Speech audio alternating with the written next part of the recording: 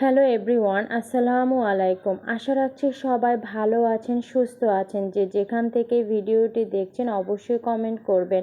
আমরাও আল্লাহর রহমতে ভালো আছি, সুস্থ আছি। তো অনেক দিন পর আপনাদের মাঝখানে একটি ভিডিও নিয়ে এসেছি।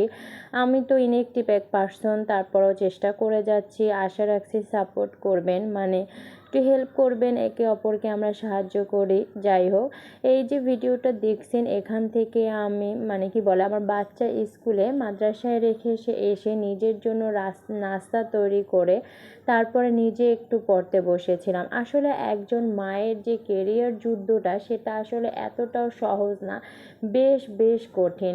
কিন্তু আমরা চাইলেই তো আসলে স্বপ্নকে দূরে ফেলতে পারি না। স্বপ্ন এমন একটা জিনিস যেটার জন্য আপনাকেই লড়াই করতে হবে। অন্য কেউ আপনাকে বলবে না যে আমি তোমাকে এগিয়ে দিচ্ছি, এটা তুমি এটা করো। নো, এটা কেউ থাকবে না আপনার পাশে।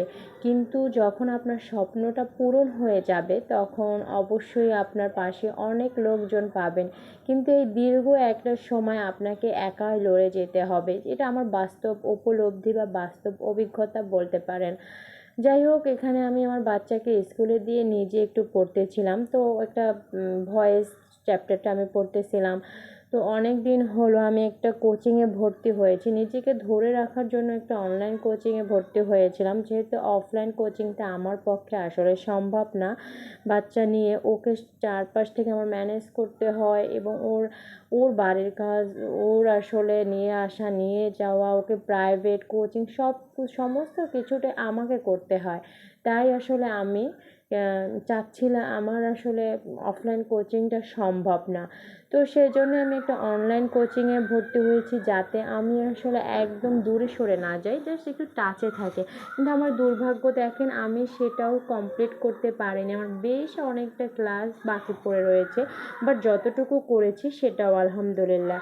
তো সেখান থেকে কিছু ক্লাস করছি এবং সেটাই কমপ্লিট করতেছিলাম। তো এখানে আমি বেশ অনেকটা সময় পড়ে নিচ্ছিলাম যতটুকু টাইম পেয়েছিলাম, কারণ এরপর আমার আবার ওকে নিয়ে আসতে হবে। ওকে আমার আবার নিয়ে এসে খাওয়া দাওয়া গোসল করিয়ে প্রাইভেটের জন্য রেডি করবেন। তো আমার মতো কোন কোন আপুরা আছেন যারা আসলে বাচ্চার সংসার একা হাতে সামলিয়ে আপনারা জবের জন্য ট্রাই করতেছেন বা নিজের স্বপ্নের জন্য লড়াই করে যাচ্ছেন, অবশ্যই কমেন্ট করে যাবেন। এবং কে কোথা থেকে আমার ভিডিওটি দেখছেন সেটাও কমেন্ট করে অবশ্যই জানাবেন।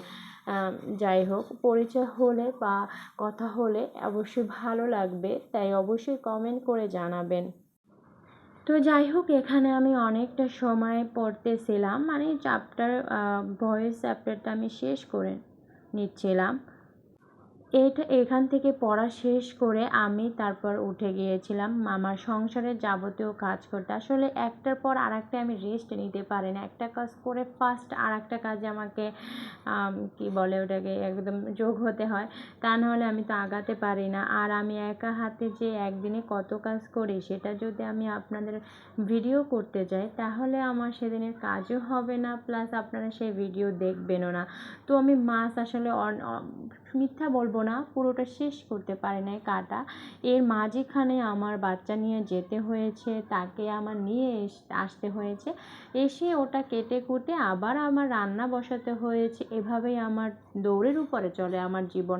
বিকালবেলা তাকে আমার প্রাইভেটে বা যাবতীয় জায়গায় পৌঁছে আমি নিজের একটু পড়াশোনা করতে বসছিলাম। তো যাই হোক, আজকে এ পর্যন্ত। সবাই ভালো থাকবেন। আল্লাহ হাফেজ।